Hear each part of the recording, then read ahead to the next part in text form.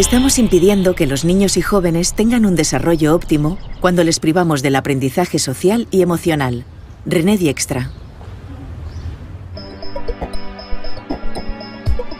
Un niño que conoce y sabe gestionar sus emociones no solo tendrá mejores resultados académicos, sino que estará más preparado para el mundo laboral. Mediante programas probados científicamente, es posible desarrollar lo que llaman habilidades para la vida, es decir, una serie de destrezas en el ámbito social, emocional y ético, que complementan y optimizan las habilidades cognitivas e intelectuales. Hoy en Redes, Elsa Punset charla con el psicólogo y experto en educación emocional, René Dijkstra, con quien veremos en qué situación se encuentra actualmente el aprendizaje de esta disciplina y qué ventajas concretas tiene en el desarrollo de niños y jóvenes.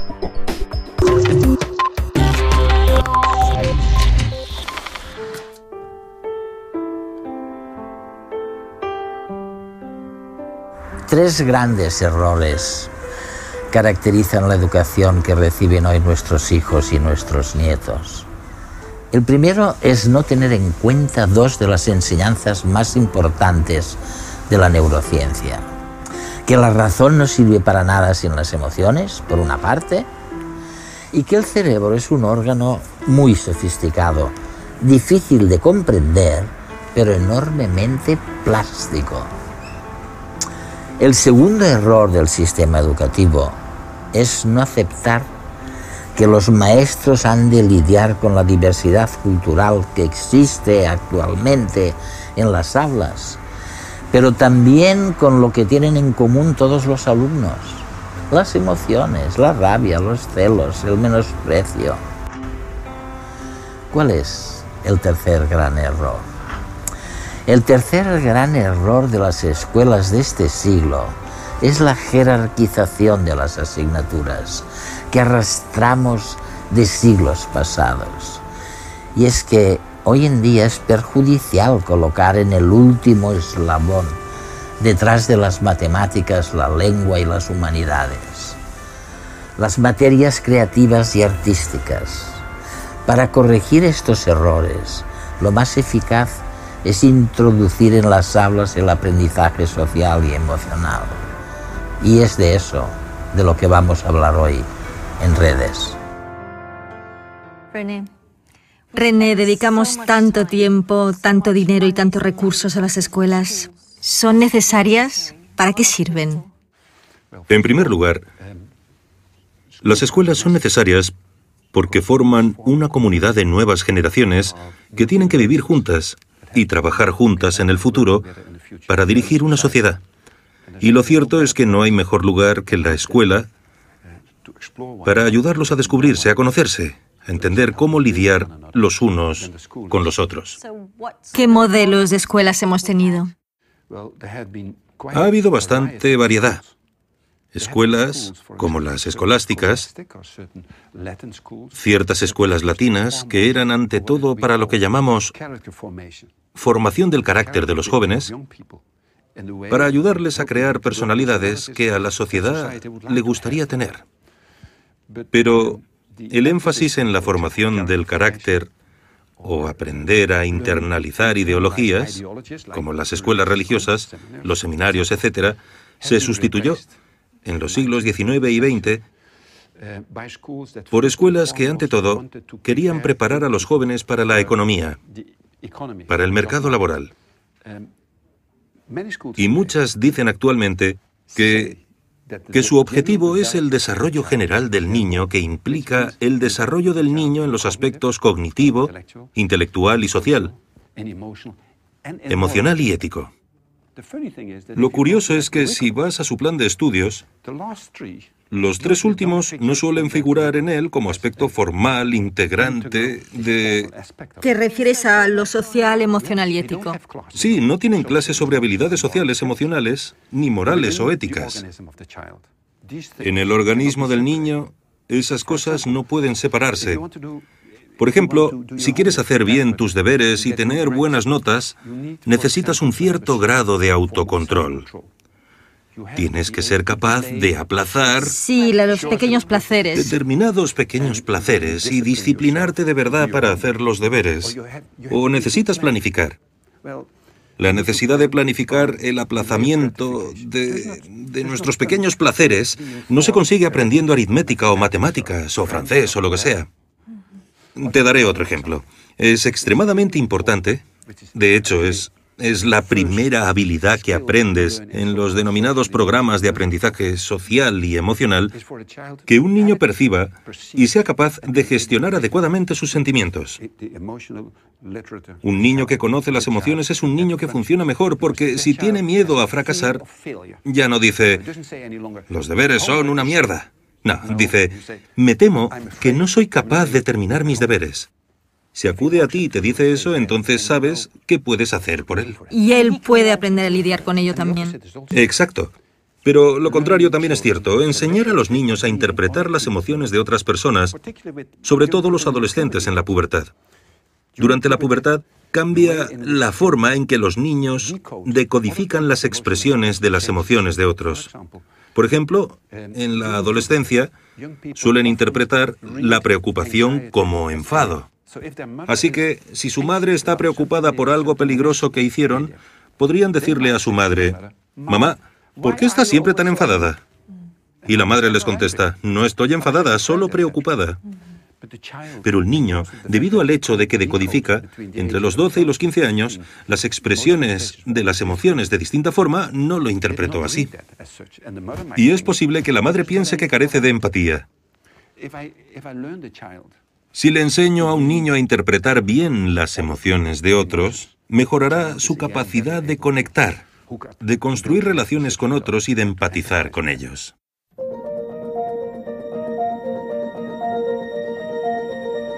¿Qué es la inteligencia emocional? ¿Se trata de uno más de nuestros distintos tipos de inteligencia, como la espacial o la verbal? La respuesta es no. Ni tenemos un módulo de nuestra inteligencia dedicado a las emociones, ni se trata de una de las famosas inteligencias múltiples que describió Howard Gardner en los años 80 del siglo pasado. Según la teoría de Gardner, que no ha sido avalada universalmente por la comunidad científica, existen tantas formas de aprender como tipos de inteligencia múltiples básicas: visual espacial, verbal, cenestésica, lógico-matemática, musical, etc. En cambio, hablar de inteligencia emocional implica hablar del funcionamiento de todo nuestro cerebro, con el aval de los enormes avances de la neurociencia de las últimas décadas. Estos descubrimientos nos han permitido sacar a las emociones del rincón profundo y marginado donde se hallaban. Durante siglos, la ciencia no las consideró objeto de estudio y la sociedad las menospreciaba a la hora de tomar decisiones o de emitir un razonamiento. Ahora sabemos que la emoción interfiere con la razón y la razón modifica la emoción. No se pueden separar. Otro descubrimiento capital para poder hablar de inteligencia y de educación emocional es la plasticidad del cerebro. Las experiencias, los pensamientos, los sentimientos, todo está continuamente modificando las conexiones entre las neuronas. Desde el nacimiento hasta la vejez, podemos aprender y desaprender. Incluso nuestras emociones son moldeables. Por lo tanto, la inteligencia emocional no es más que la asunción de que nuestra inteligencia es emocional y de que podemos educarla con las prácticas adecuadas. René, ¿es fácil comprender las emociones? Sí y no. Hasta cierto punto son fáciles de entender porque sabemos cuando una persona o nosotros mismos disfrutamos o estamos nerviosos o tristes o celosos o lo que sea. Por otra parte, también son siempre complejas porque casi siempre tenemos emociones mezcladas, varias emociones a la vez, varias. Pero algunas las expresamos más fácilmente hacia otros que hacia nosotros mismos. Por ejemplo, la mayoría de la gente no tiene demasiados problemas para decir «estoy muy enfadado contigo». Pero podría ser, si lo analizas un poco más, que no se trate solo de enfado, sino de la ansiedad que surge en muchas relaciones. Una chica y un chico discuten. Ella se enfada. Y si le preguntas ¿Cómo te sientes? Contesta, estoy muy enfadada contigo, pero al mismo tiempo es posible que esté muy preocupada. Porque la relación no va bien. Sí, exacto. O por si él la deja o lo que sea. Así que es muy importante, si estás en una situación concreta con emociones que realmente te agobian, aclarar qué emociones intervienen. Por eso es importante aprender a comprenderlas, a ponerles nombre. ¿Cómo podemos hacerlo? Por ejemplo, me cuentas que eres muy infeliz. Infeliz. Sí, pero ¿qué narices significa infeliz? Y lo que hago es decirte, dime, Elsa, ¿qué quieres decir con infeliz? ¿Estás triste? ¿Estás avergonzada? ¿Te sientes culpable? ¿Celosa? ¿Cuál de ellas? Y entonces tienes que pensarlo. Y es probable que en un determinado momento digas, sabes, estoy muy avergonzada. Ahora puedo hablar contigo y tú conmigo, porque puedo preguntarte, ¿quieres contarme de qué te avergüenzas? Y cuando te hago esas preguntas y tú las verbalizas, de repente las ves claramente. Y en cuanto las ves claramente, puedes adoptar una postura al respecto. ¿Sabemos distinguir las emociones?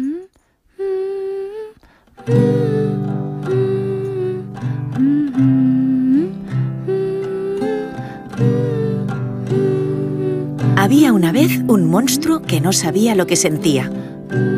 A veces sentía rabia y miedo, o rabia y tristeza, o calma y alegría, o calma y tristeza, o todo a la vez. Se sentía hecho un lío, hasta que aprendió a distinguir que cada hilo tenía un color, y que cada color pertenecía a una emoción diferente. Así, si podía separarlas, era capaz de ponerle un nombre a cada cosa, y cada cosa en su sitio, y saber, por tanto, qué es lo que sentía en cada momento. Hasta que un día se encontró con una niña que no había visto nunca, y sintió una emoción de la que todavía no había oído hablar. Pero esa es otra historia.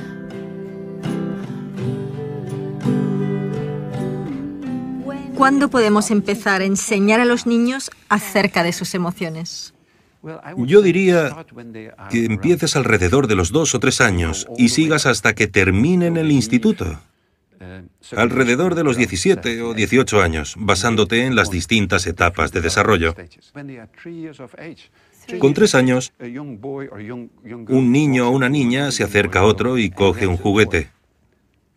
Si estás cerca, como adulto, y el juguete no es del niño que lo cogió, sino del otro, uno de los papeles que tienes como padre es parar a tu hijo y decirle, espera un minuto, míralo.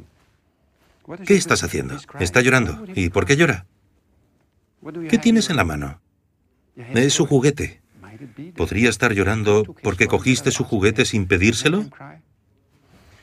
Así le estás ayudando a tu hijo ya a los 3 años a desarrollarse emocionalmente. Y a ser consciente. Sí, a desarrollarse y ser consciente.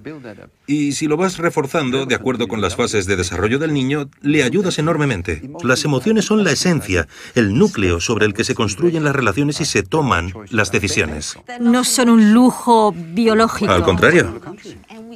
Y podemos educar las emociones, no son simplemente cosas naturales que traes contigo al nacer. No. Podemos educar las emociones de 2 formas. Aprender a percibirlas, a indicarlas adecuadamente. Expresarlas, pero también a gestionarlas. Entonces, si tantos datos confirman que las habilidades sociales y emocionales son importantísimas para los niños en todos los ámbitos, el empleo, sus relaciones con los demás, su salud mental... Y física. Y física, ¿por qué todas las escuelas no los ponen en práctica de la misma forma que enseñan matemáticas? ¿Por qué no enseñan estas habilidades? La mayoría de las escuelas no lo hacen de forma sistemática. No tienen tiempo, ni apoyo, ni financiación. Pero lo más importante es que no saben cómo hacerlo. No se les ha asesorado respecto a cómo hacerlo de la mejor forma posible. ¿Quién asesora? ¿Cómo se hace? Hay un montón de bibliografía y estudios al respecto. Una de las cosas que indican dichos estudios suele ser tan sencilla como tener clases Y sé que algunos de los directores me dirían, ¿se te ha ido la olla? Sobre habilidades sociales, emocionales y éticas. Clases como las de matemáticas, lengua, etc. Cada semana les enseñas determinadas cosas. ¿Durante cuánto tiempo? Depende un poco de tus metas, pero yo diría que al menos 1 hora a la semana. ¿Cuáles son esas habilidades? Ya hablamos de eso un poco. Una es aprender a percibir y gestionar tus propias emociones. Sí. Esa es una importante. La segunda es cómo construir y mantener relaciones. La tercera es cómo tomar decisiones responsables y éticas. Y la cuarta es tal vez la más importante. Es cómo ponerse en lugar del otro, preocuparte por los demás, que se encuentran en situaciones menos favorables que tú, como el acosado de tu clase u otra gente que te rodea. René, ¿por qué es eso importante? Si algunos padres creen que lo verdaderamente importante es enseñar a sus hijos a ser competitivos y a ganar. Sí, sí. Temen que si le enseñas a un niño a ser justo y compasivo con otros, va a ser vulnerable, más vulnerable, y tal vez tendrá menos éxito. No estoy de acuerdo. Muchos padres valoran muchísimo que sus hijos sean defensores o partidarios de esos valores sociales que acabamos de mencionar. Pero de hecho tenemos una sociedad en la que se paga mucho mejor a los banqueros que a quienes ayudan a otros, que forma a las personas para... No. Mira, te pondré un ejemplo de una experiencia reciente. Hace unos 2 años visité a Derek Bock, antiguo rector de Harvard. Una noche tuvimos una cena muy agradable. A la mañana siguiente proseguimos nuestra reunión. Cuando nos encontramos, estaba muy estresado y casi deprimido.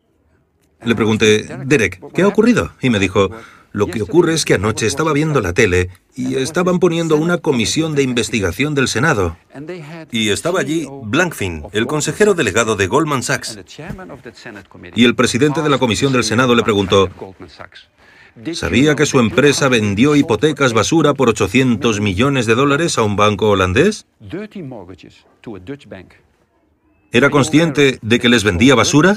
Y Blankfein dijo, señor presidente, no es ilegal. Y le dijo, esa no es mi pregunta. ¿Cree que lo que hizo es moralmente aceptable? Y le dijo, señor presidente, no era ilegal. Entonces el presidente cogió 2 correos electrónicos y dijo, uno de sus propios trabajadores le escribió a otro que usted los había felicitado por vender esas hipotecas basura. Y Derek Bock, el antiguo rector de Harvard, dijo, lo que me entristece tanto es que cuando Blankfein se enfadó, comentó que se había licenciado en la Facultad de Derecho de Harvard. En Harvard hicimos algo mal. Si personas así son el producto de nuestra educación, creo que eso lo dice todo. ¿Se puede tener éxito y tener habilidades sociales y emocionales? Hacer la pregunta es responderla. No tengo que dar la respuesta, claro.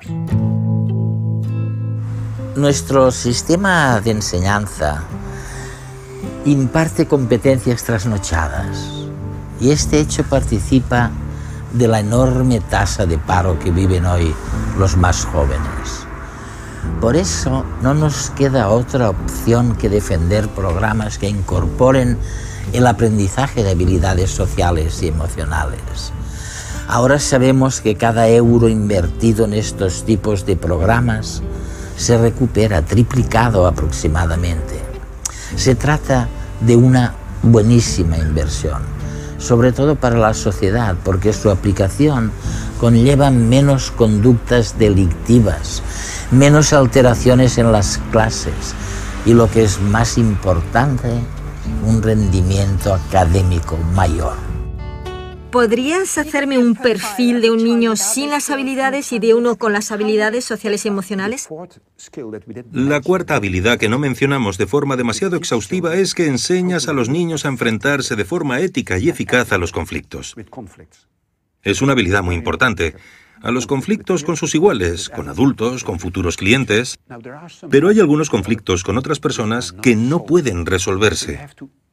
Así que tenemos que aprender a aceptar que disentimos y que nunca uniremos fuerzas. Los niños que no han asistido a un programa de estos normalmente no saben enfrentarse a eso. No saben distinguir entre conflictos que pueden solucionarse Sí. y los que no pueden. Y cuando un conflicto simplemente está ahí, el enfado, la frustración, la agresividad, etc., siguen formando parte del repertorio de comportamientos de esos niños, lo que es triste. Para los niños y para la gente que los rodea. Los niños que han asistido a esos programas aprenden a distinguir entre lo que puede resolverse o lo que no. Cuándo puedes hacer algo y cuándo no puedes. Lo que es tremendamente importante. Por poner un ejemplo, si tus padres riñen en casa, entre ellos, sobre su relación, como niño difícilmente puedes hacer algo. Pero algunos niños no pueden abstenerse. No pueden porque no han aprendido a distinguir entre ambos. Así que toman partido. Y la cosa empeora. Los beneficios de los programas de aprendizaje social y emocional en las escuelas para fomentar el desarrollo de niños y jóvenes han sido demostrados en 7 ámbitos relevantes. Desarrollo de habilidades sociales.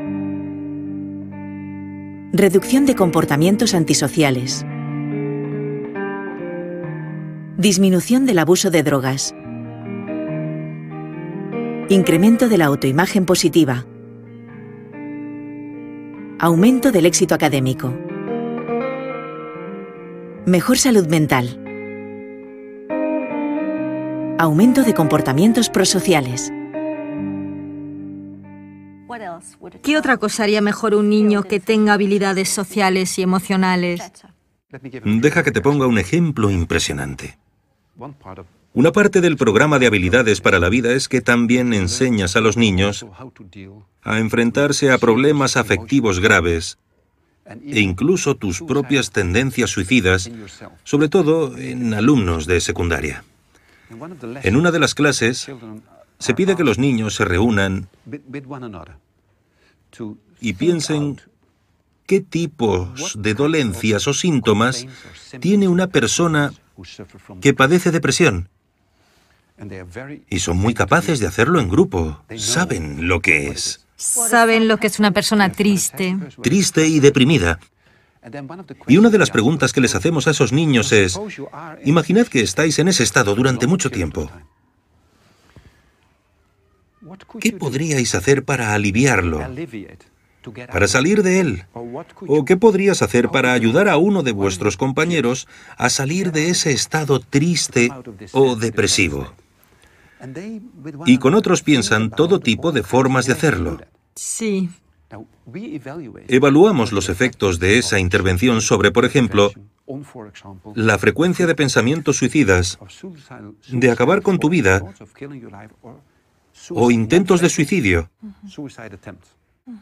Y mostraron que aquellos niños que asistieron a los programas, incluso un año tras la conclusión del programa, padecían menos problemas depresivos o pensamientos suicidas y tenían conductas suicidas con menos frecuencia. Lo que demuestra que también en lo que se refiere a la salud mental y las enfermedades mentales peligrosas, los programas merecen mucho la pena. Hacemos lo mismo en uno de los módulos sobre problemas de ansiedad, miedo al fracaso en la escuela, ansiedad social, todos los tipos de ansiedades que puedes tener. Lo que vemos es que un año después de la finalización de los programas, los niños que han asistido se enfrentan mejor a la ansiedad, suelen estar más predispuestos a pedir ayuda o simplemente sufren menos. Dinos más cosas que distinguen a los niños que reciben esos programas. Otro rasgo distintivo muy claro es que los niños que siguen estos programas son capaces de distinguir mejor lo que les gustaría ser en el futuro o lo que tienes que hacer para conseguirlo y lo que te gusta, lo que disfrutas a corto plazo. Así que son más capaces, por así decirlo, de negociar con sí mismos. De trabajar por sus metas. Eso es, sí. Tener metas y trabajar para conseguirlas. ¿Cuánto tiempo lleva formar a buenos formadores en habilidades sociales y emocionales? Los formamos durante 3 días consecutivos y ya en el primer día y medio los reprogramamos, por así decirlo. Porque les enseñamos lo que queremos que enseñen a sus alumnos y les ayudamos a internalizarlo ellos mismos. y luego les damos 2 clases de seguimiento de forma que empiecen sus clases y puedan tratar cualquier cuestión que surja mientras están ocupados con sus niños. Uno de los principios, casi diría los trucos, que enseñamos tanto a alumnos como a profesores es que si estás enfadado, por ejemplo, con un alumno, antes de decidir cómo actuar, echando del aula al alumno, por ejemplo, utilices el principio del semáforo, contar hasta 10. Lo que suelo hacer es enfadar a los profesores y, lógicamente, empiezan a protestar y a gritar y entonces digo, parad el carro, utilizad el principio del semáforo. Entonces pueden ser técnicas muy sencillas. Es muy sencillo. ¿Algunos alumnos se benefician más de esos programas que otros? Esa es una cuestión sumamente importante. Sabemos por nuestro programa, la evaluación de 15 años, una serie de estudios de control experimental, pero también por otros, que se benefician más aquellos alumnos más necesitados. Allí donde se encuentran los mayores problemas es también donde se consiguen los mayores avances o éxitos. Lo que implica que, cuando no se proporciona a los alumnos este tipo de programas, los privas todavía de más cosas. La educación del niño deberá estar encaminada a desarrollar la personalidad, las aptitudes y la capacidad mental y física del niño hasta el máximo de sus posibilidades. Así lo dice la Convención sobre los Derechos del Niño, que entró en vigor hace más de 2 décadas. La mayoría de las escuelas y de los sistemas educativos del mundo violan ese punto de la Convención, porque la mayoría de escuelas y sistemas educativos no contemplan las medidas necesarias para el éxito académico, social y económico del niño. No se puede optimizar su desarrollo global si no se enseña al niño, entre otras cosas, a focalizar la atención, a distinguir y gestionar sus emociones, a trabajar en equipo, de manera no competitiva necesariamente. Hay una gran revolución educativa pendiente antes de cumplir la Convención sobre los Derechos del Niño de 1990. Vamos con retraso. Padres, maestros y políticos son los encargados de empezar esta revolución.